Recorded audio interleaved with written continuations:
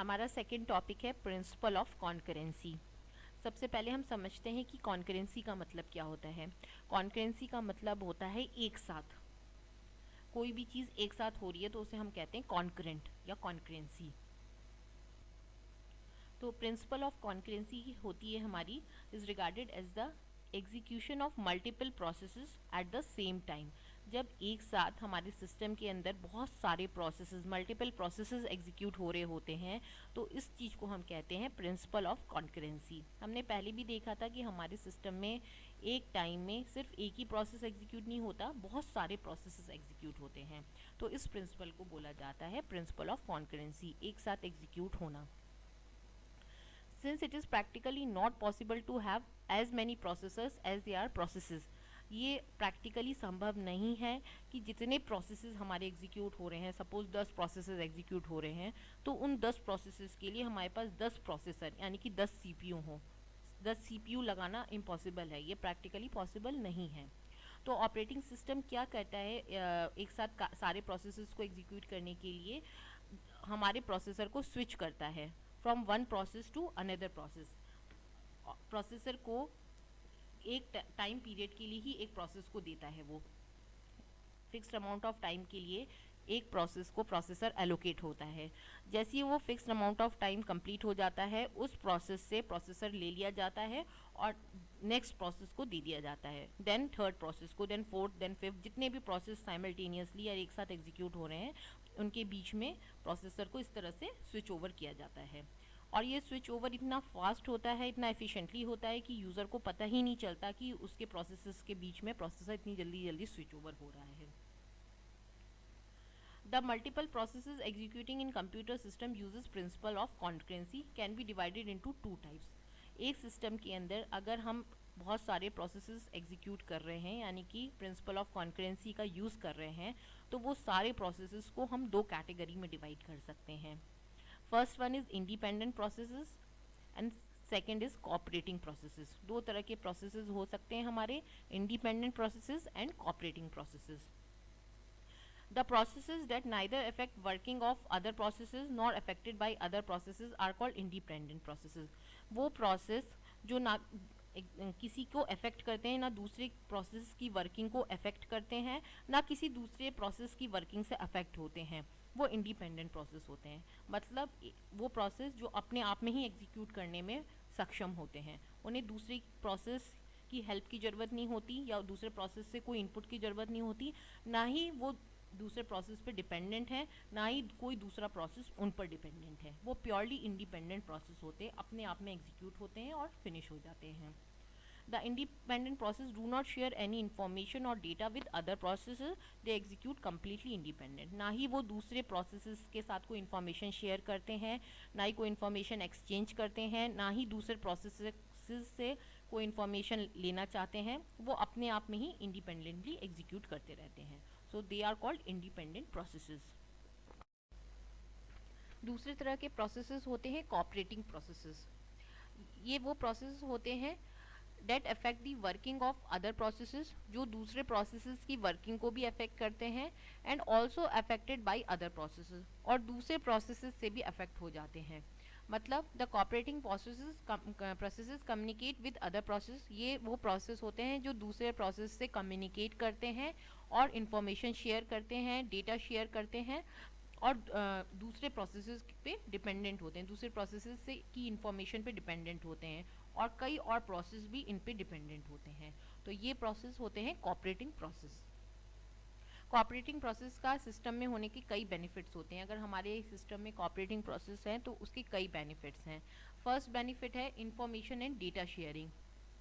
अगर हमारे पास cooperating processes हैं तो हम बहुत सारी इंफॉर्मेशन और डेटा को आपस में शेयर कर सकते हैं प्रोसेसेस के बीच में। There are some files, data, information, etc. that may be required by several concurrent processes in a system. कई ऐसी फाइल्स होती हैं, कई ऐसा डेटा होता है, इंफॉर्मेशन होता है जो एक साथ कई प्रोसेसेस को ज़रूरत होती है। तो अगर प्रोसेसेस के बीच में ये डेटा, ये फाइल्स, ये इंफॉर्मेशन शेयर हो सकती है तो एक साथ कई प्रोसेस उसको यूज़ कर सकते हैं। Which can lead to concurrent access of these resources by several other processes. तो इससे क्या होगा, एक साथ सारे प्रोसेसेस जो है कॉन्करेंटली एग्जीक्यूट होते रहेंगे और उस इंफॉर्मेशन, उस डेटा, उस फाइल को यूज करते रहेंगे। तो information and data sharing is one of the first benefit of the cooperating processes. Second advantage है हमारा efficient CPU utilization and better computation speed. जब एक साथ बहुत सारे प्रोसेसेस एग्जीक्यूट कर रहे हैं, the cooperating processes can be divided into सब प्रोसेसेस। हमारे जो कोऑपरेटिंग प्रोसेस हैं उनको हम सब प्रोसेसेस में डिवाइड कर सकते हैं, executing concurrently cooperating with each other. हम क्या करते हैं, जो हमारे कोऑपरेटिंग प्रोसेसेस होते हैं उनके हम सब प्रोसेसेस बना देते हैं, जो आपस में एक दूसरे के साथ इंफॉर्मेशन शेयर करके, डेटा शेयर करके, फाइल शेयर करके एक साथ कॉन्करेंटली एग्जीक्यूट होते रहते हैं। The dividing of process into small sub process give better CPU utilization and overall increase CPU speed. जब हम उन्हें छोटे छोटे प्रोसेसेस में डिवाइड कर देते हैं तो हर एक प्रोसेस अपने आप में एग्जीक्यूट कर रहा होता है, इससे हमारे सीपीयू का बेटर यूटिलाइजेशन होता है। CPU plus as process are executing concurrently leading to faster computation and process completion. क्यों ऐसा होता है कि जब हम एक ऑपरेटिंग प्रोसेस के सब प्रोसेस बना देते हैं तो काम जो है उन सब प्रोसेसेस के बीच में डिवाइड हो जाता है, प्लस इंफॉर्मेशन और डेटा शेयरिंग भी हो रही है। तो काम जो है एक प्रोसेस जो अकेला कर रहा था वो सारे सब प्रोसेसेस मिलके कर रहे हैं, छोटे छोटे सब पार्ट्स में डिवाइड करके, तो काम जल्दी होगा। काम जल्दी होगा मतलब सीपीयू का यूटिलाइजेशन बेटर हो रहा है, और क्योंकि काम जल्दी हो रहा है तो हमारी जो कंप्यूटेशन स्पीड है या फिर हमारी ओवरऑल सिस्टम की जो परफॉर्मेंस है वो बहुत अच्छी हो जाती है। तो इस तरह से हमारा सेकंड बेनिफिट जो है कोऑपरेटिंग प्रोसेसेस का वो है कि हमारे सीपीयू की यूटिलाइजेशन अच्छी होती है और हमें बेटर कंप्यूटेशन स्पीड मिलती है, एक अच्छी कंप्यूटेशन स्पीड मिलती है, क्योंकि हम अपने प्रोसेस के जो काम है, जो टास्क है, उसको डिवाइड कर देते हैं सब प्रोसेसेस में, और वो सारे सब प्रोसेसेस आपस में इंफॉर्मेशन, डेटा एक्सेट्रा चेंज कर करके, एक्सचेंज कर करके काम जल्दी ख़त्म कर देते हैं। जो थर्ड बेनिफिट है हमारे कोऑपरेटिंग प्रोसेसेस का वो है मॉड्यूलैरिटी एंड कन्वीनियंस। क्योंकि हम अपने कोऑपरेटिव प्रोसेसेस को सब प्रोसेसेस में डिवाइड करते हैं, यानी कि हम मॉड्यूलैरिटी को फॉलो कर रहे हैं, मॉड्यूलैरिटी के प्रिंसिपल को, तो सारी मॉड्यूलैरिटी के बेनिफिट मिलते हैं हमें। मॉड्यूलैरिटी मतलब कि हमने अपने एक टास्क को छोटे छोटे मॉड्यूल्स में डिवाइड करके डिफरेंट डिफरेंट प्रोसेसेस को असाइन कर दिया। अगर किसी वजह से एक मॉड्यूल में कुछ प्रॉब्लम आती है तो बाकी मॉड्यूल जो है सब प्रोसेसेस के द्वारा एग्जीक्यूट होते रहेंगे, सिर्फ वही मॉड्यूल रुकेगा जिसमें प्रॉब्लम आई है। तो मॉड्यूलर अप्रोच का बेनिफिट मिलेगा, और प्लस मल्टीपल टास्क जो है, बहुत सारा टास्क एक साथ एक ही टाइम में हो रहा है। एक टास्क को हमने स्मॉल स्मॉल टास्क में डिवाइड करके मॉड्यूलर अप्रोच की हेल्प से डिफरेंट प्रोसेसेस को असाइन कर दिया, वो सारे प्रोसेसेस एक साथ एग्जीक्यूट हो रहे हैं और उस टास्क को जल्दी अकम्प्लिश कर रहे हैं, जल्दी पूरा कर रहे हैं। तो कोऑपरेटिव प्रोसेस समझने के लिए हमारे पास एक बहुत अच्छी चीज़ है, वो है प्रोड्यूसर कंज्यूमर प्रॉब्लम, या हम कह सकते हैं बाउंडेड बफर प्रॉब्लम। तो कोऑपरेटिव प्रोसेस हम डिटेल में समझते हैं with the help of producer consumer problem या फिर बाउंडेड बफर प्रॉब्लम। ये है हमारा third topic. Next topic producer consumer problem. देखते हैं अब हम producer consumer problem. Producer consumer problem को हम बाउंडेड बफर प्रॉब्लम भी बोलते हैं। प्रोड्यूसर कंज्यूमर प्रॉब्लम में हमारे पास दो तरह के प्रोसेस होते हैं, एक होता है प्रोड्यूसर प्रोसेस और दूसरा होता है कंज्यूमर प्रोसेस। प्रोड्यूसर प्रोसेस वो प्रोसेस होता है जो किसी तरीके की इंफॉर्मेशन या डेटा प्रोड्यूस कर रहा है। नाम से पता चला है प्रोड्यूसर मतलब कुछ प्रोड्यूस कर रहा है। वो प्रोड्यूस कर रहा है क्या, किसी तरह का डेटा। वो डेटा हो सकता है कोई कैरेक्टर्स, कोई रिकॉर्ड, कोई फाइल, कोई इंफॉर्मेशन, और वो जैसे जैसे इन डेटा को प्रोड्यूस करता जाता है, मतलब क्रिएट करता रहता है, वो उसको प्लेस करता रहता है एक बफर के अंदर। Place these data items one by one, एक एक करके इनको एक बफर के अंदर डालता रहता है। जो कंज्यूमर प्रोसेस होता है, सेकंड प्रोसेस जो है वो कंज्यूमर प्रोसेस है, वो क्या करता है, एक एक करके इन इन्फॉर्मेशन को रिमूव करता रहता है, मतलब यूज़ करता रहता है। बफर में से एक इन्फॉर्मेशन निकालता है, उसे यूज़ करता है, then next information, then next information, जो भी नेक्स्ट डेटा स्टोर किया है प्रोड्यूसर ने उसे निकालता रहता है और यूज़ करता रहता है। प्रोड्यूसर कंज्यूमर प्रॉब्लम के अंदर कुछ कॉन्स्टेंट्स होते हैं, मतलब कुछ चीज़ें होती हैं जो हमें ध्यान रखनी पड़ती हैं, जिन्हें हम कहते हैं कि वो कॉन्स्टेंट्स हैं इस प्रॉब्लम की। वो चीज़ें जो हमें ध्यान रखनी पड़ती हैं प्रोड्यूसर कंज्यूमर प्रॉब्लम में, first size of the buffer, जो साइज है बफर का जिसके अंदर प्रोड्यूसर डेटा डाल रहा है और जिसके अंदर से कंज्यूमर डेटा निकाल रहा है, वो बफर का जो साइज है वो फिक्स होता है, इसीलिए इसको हम बाउंडेड बफर भी बोलते हैं। तो पहला कॉन्स्ट्रेंट क्या है, जो भी हम जब भी हम प्रोड्यूसर कंज्यूमर प्रॉब्लम डिजाइन करेंगे कि जो हमारा बफर है वो फिक्स साइज का होगा, उसका साइज पहले ही डिसाइड हो चुका होगा। Second, since the size of the buffer is fixed, क्योंकि साइज हमने फिक्स कर दिया है बफर का, so the consumer must wait if the buffer is empty. अगर बफर एम्प्टी है, बफर के अंदर कुछ भी नहीं पड़ा, तो कंज्यूमर क्या निकालेगा, कुछ नहीं निकाल सकता। तो कंज्यूमर प्रोसेस को उस वेट करना पड़ेगा जब तक कि बफर के अंदर कोई डेटा नहीं आ जाता। उसी तरह से producer must wait if the buffer is full. अगर ऑलरेडी बफर फुल है, बफर का एक फिक्स साइज है, सपोज 10 डेटा एलिमेंट्स ऑलरेडी पड़े हुए हैं, तो वो 11th एलिमेंट नहीं डाल सकता क्योंकि जगह ही नहीं है, बफर का साइज फिक्स है और फुल है इस टाइम। तो सेकंड कांस्टेंट हमारा ये हो गया। थर्ड कांस्टेंट है only one entity either the producer or consumer can access the buffer at a particular time. एक टाइम में या तो प्रोड्यूसर ही यूज कर सकता है बफर को या कंज्यूमर ही यूज कर सकता है। मतलब कि अगर बफर उसके अंदर डेटा डाल रहा है तो कंज्यूमर को वेट करना होगा, और अगर कंज्यूमर उसके अंदर से डेटा निकाल रहा है तो प्रोड्यूसर को वेट करना पड़ेगा। एक टाइम में एक ही प्रोसेस बफर को यूज कर सकता है। तो ये तीन हमारी जो नेसेसरी कंडीशंस होती हैं प्रोड्यूसर कंज्यूमर प्रॉब्लम की, वो मैंने आपको अभी बताई हैं। अभी हमने प्रोड्यूसर कंज्यूमर प्रॉब्लम को समझा, अब हम देखेंगे कैसे हम प्रोड्यूसर कंज्यूमर प्रॉब्लम को इम्प्लीमेंट करते हैं। प्रोड्यूसर कंज्यूमर प्रॉब्लम को इम्प्लीमेंट करने के लिए जो नोटेशंस, वेरिएबल्स और कंडीशंस नेसेसरी हैं वो मैंने नीचे डिस्क्राइब की हुई हैं। सबसे पहले है जो हमारा बफर है वो हम इम्प्लीमेंट करेंगे with the help of array of size n। जो हमारा बफर था जिसके अंदर प्रोड्यूसर डेटा डाल रहा था और जिसके अंदर से कंज्यूमर डेटा कंज्यूम कर रहा था, उसको हम उस बफर को हम एरे में की तरह मेंटेन करेंगे और उस एरे का साइज होगा n। सेकेंड है हमारे पास वेरिएबल in। वेरिएबल in हमें इंडेक्स देगा या हमें पोजीशन बताएगा जहाँ पे प्रोड्यूसर को इंसर्ट करनी है डेटा। मतलब हमारा एरे है n साइज का, तो in उस पोजीशन को बताएगा जहाँ पे जो नेक्स्ट खाली पोजीशन है जहाँ पे प्रोड्यूसर अपना डेटा इंसर्ट कर सकता है। उसी तरह से वेरिएबल आउट उस पोजीशन को बताएगा, उस फील्ड पोजीशन को बताएगा जहाँ से कंज्यूमर डेटा एक्सट्रैक्ट कर सकता है। फिर है हमारा बफर इज एम्प्टी। ये कंडीशन हम कैसे देख सकते हैं, जब हमारे काउंट की वैल्यू 0 होगी। काउंट हम एक वेरिएबल मेंटेन करेंगे, अगर काउंट की वैल्यू 0 है तो इसका मतलब बफर एम्प्टी है। उसी तरह से हमारा बफर फुल है, वो कैसे हम कंडीशन चेक करेंगे, बफर हमारा फुल तब होगा जब हम in की वैल्यू को मॉड करेंगे n के साथ और वो इक्वल आएगी आउट के। ये कंडीशन अभी हम आगे समझेंगे, जब मैं आपको प्रोग्राम बताऊंगी तो उसमें हम इसको डिटेल में समझेंगे कि in mod n equal to out है अगर, तो इसका मतलब हमारा बफर फुल है। फिर है हमारा next underscore item p is the variable that stores the next data item produced by the producer. Producer जो भी डेटा या इन्फॉर्मेशन प्रोड्यूस कर रहा है वो किसी वेरिएबल में हमें स्टोर करनी पड़ेगी, तो उसके बाद उस वेरिएबल से हम उसे एरे में ट्रांसफ़र करेंगे।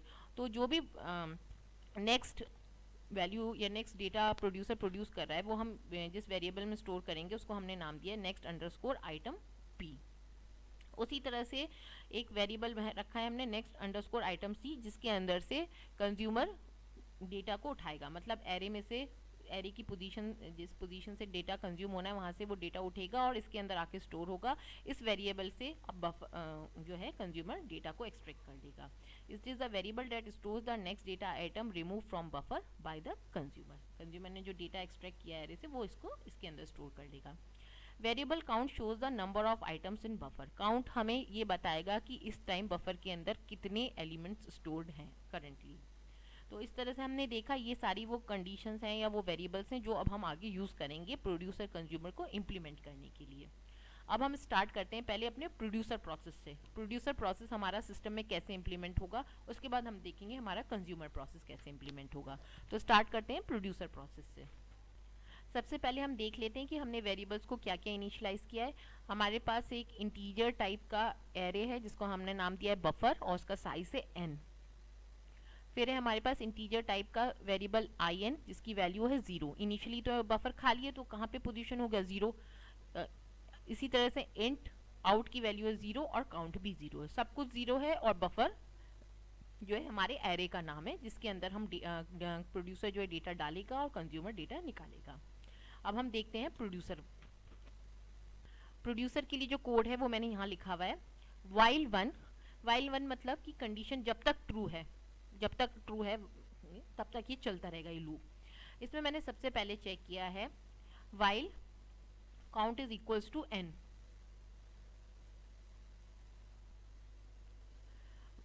While count is equals to N,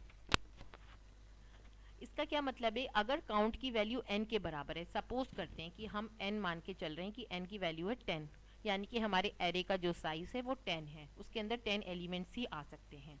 तो हमने सबसे पहले चेक किया, प्रोड्यूसर ने सबसे पहले, जब भी प्रोड्यूसर स्टार्ट करेगा या मतलब प्रोड्यूसर प्रोसेस जो हम इम्प्लीमेंट कर रहे हैं वो कैसे करेंगे, हमने एक लूप लगा दिया, इनडेफिनेट लूप है वाइल वन, जब कंडीशन ट्रू रहे जब तक ये चलता रहे लूप। अब हम देखते हैं आगे अंदर, हमने कंडीशन लगाई है while count is equals to n. अगर हमारा जो काउंट है उसकी वैल्यू एन के बराबर हो गई है, अभी तो इनिशियली काउंट की वैल्यू हमने देखी थी 0 थी, तो अभी तो 0 n के बराबर नहीं है, तो हम आगे चलते हैं। लेकिन अगर एक कंडीशन ऐसी आ जाती है कि काउंट की वैल्यू n हो चुकी है, यानी कि n एलिमेंट्स भर चुके हैं एरे के अंदर, तो उस कंडीशन में क्या होगा? Producer do nothing as buffer is full. Producer कुछ नहीं करेगा, बैठाएगा क्योंकि हमारा जो बफर है वो ऑलरेडी फुल है। इसके बाद हमने क्या किया है, बफर के आईएन पोजीशन पर, आईएन हमें क्या डिनोट करता है? कौन सा नेक्स्ट पोजीशन खाली है जहाँ पे हम डेटा इंसर्ट कर सकते हैं, जहाँ प्रोड्यूसर डेटा इंसर्ट कर सकता है। तो बफर के पोजीशन आईएन पे हमें नेक्स्ट आइटम पी डालना है। तो हम पहले यहाँ से समझते हैं प्रोग्राम को। मेरी एन की वैल्यू है 10, स्टार्टिंग हमने देखा था आईएन को हमने इनिशियलाइज किया था 0, काउंट को भी 0 इनिशियलाइज किया था। अभी हमने देखा था इनिशियलाइजेशन वाले फेज, हमने देखा था कि आईएन की वैल्यू 0 है, तो हम और काउंट की वैल्यू भी 0 है। अभी हमने इनिशियलाइजेशन फेज में ही काम किया था।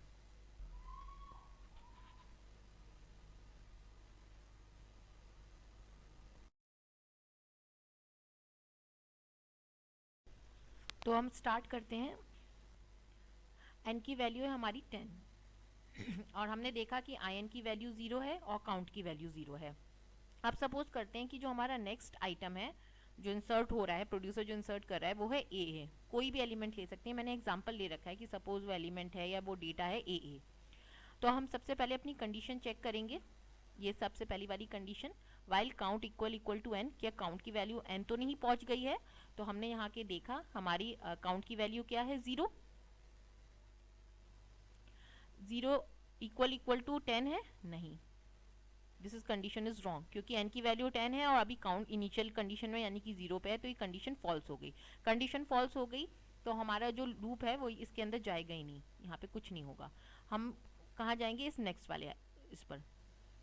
तो हमारा नेक्स्ट यहाँ पे पहुंचे हम, हमने देखा क्या कर रहे हैं हम, बफर इन के अंदर नेक्स्ट आइटम पी डाल रहे हैं। इनकी वैल्यू अभी हमने देखी थी 0 थी, यानी कि एरे बफर जो है, बफर नाम का जो एरे है उसकी 0th पोजीशन पे हमने नेक्स्ट आइटम पी डाला। नेक्स्ट आइटम पी के अंदर क्या पड़ा हुआ है? ए। तो बफर की पोजीशन 0 पे ए जाके स्टोर हो गया।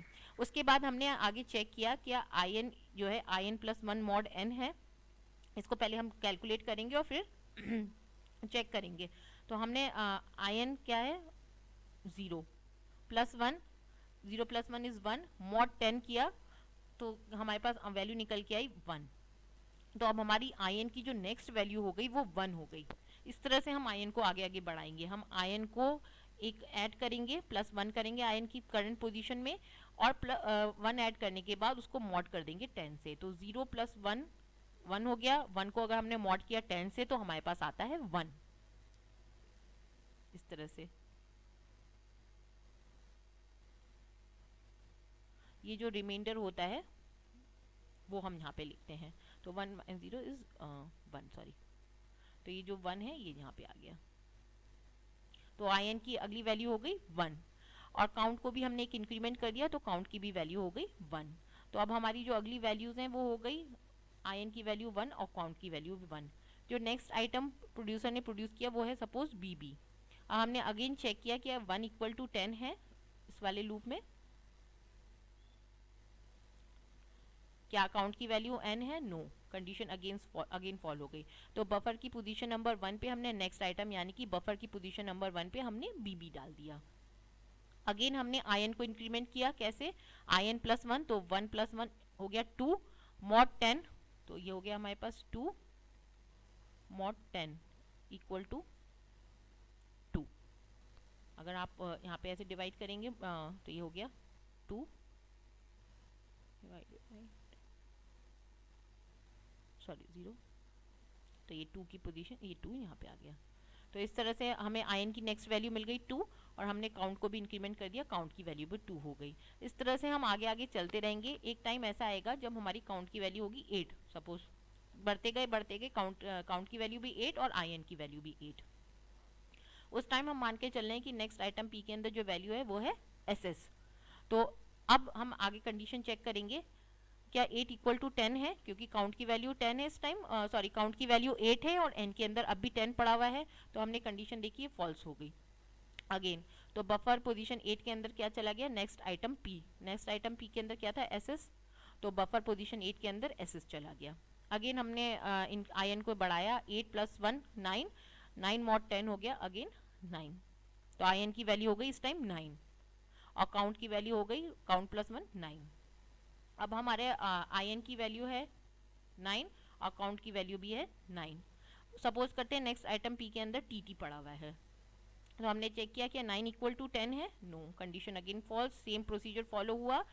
अब क्या हुआ, जब हमने 9 + 1 किया तो 10 हो गया, 10 को जब हम मॉड करेंगे 10 से तो हमारे पास आ गया 0। आप देखो इस तरह से 10 10 1 जा 10, सॉरी हाँ, तो हमारे पास आ गया 0, ये 0, तो आयन की वैल्यू हो गई 0 और काउंट की वैल्यू हो गई 10। अब हम यहाँ पे आए, आयन की वैल्यू हो गई 0 और काउंट की वैल्यू हो गई 10, नया जो आइटम प्रोड्यूस हुआ वो YY हुआ। लेकिन जब हमने यहाँ कंडीशन चेक करी तो काउंट की वैल्यू है 10 और n की वैल्यू भी 10, कंडीशन ट्रू हो गई, यानी कि ये कंडीशन इस बार ट्रू हो चुकी है, ये वाली कंडीशन ट्रू हो गई। तो इसका मतलब कुछ नहीं करना, producer do nothing as buffer is full, आगे कुछ भी नहीं होगा, ये आगे की दो चीज़ें चलेंगी नहीं, ये वाला पार्ट एंड ये वाला पार्ट चलेगा ही नहीं, तो कुछ भी नहीं हुआ, यहाँ पे भी कुछ नहीं हुआ, यहाँ पे भी कुछ नहीं हुआ, यहाँ पे भी कुछ नहीं हुआ। इस तरह से हमारा प्रोड्यूसर वर्क करता है। जब तक n से छोटा था हमारा काउंट, यानी कि जब तक हमारे पास बफर में जगह थी, प्रोड्यूसर प्रोड्यूस करता गया और बफर के अंदर डालता गया, 0 पोजीशन पे first position, second, 3 4 5 6 up to 9, और जैसे ही बफर फुल हुआ प्रोड्यूसर वेट कर रहा है। अब हम कंज्यूमर प्रोसेस को समझते हैं।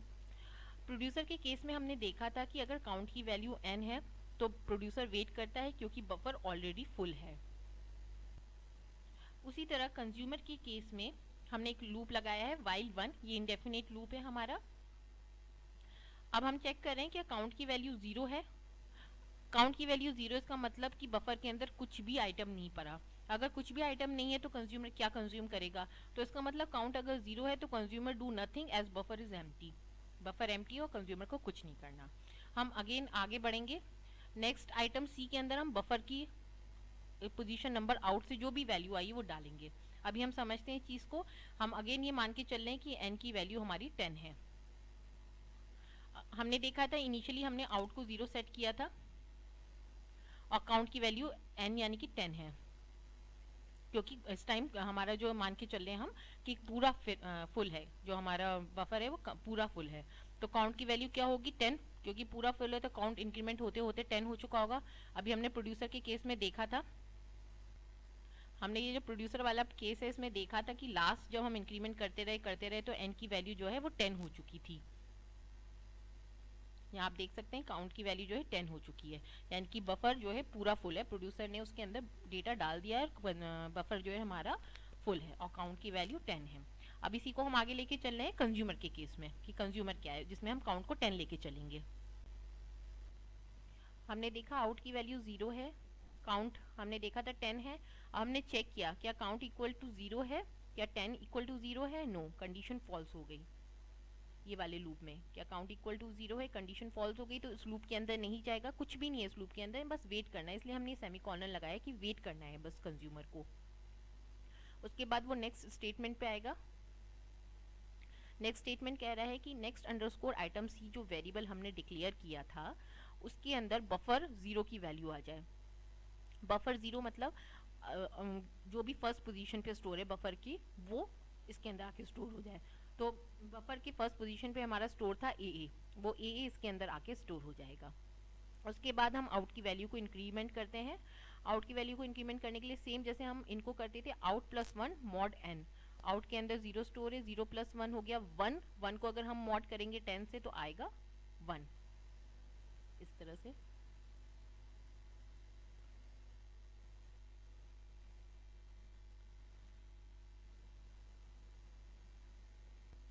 इस तरह से आएगा 10 divided by 1, sorry 1 divided by 10, तो 0 टाइम्स गया, जो रिमाइंडर बचा 1, जो रिमाइंडर है वो यहाँ आ जाता है। तो आउट की वैल्यू हो गई 1।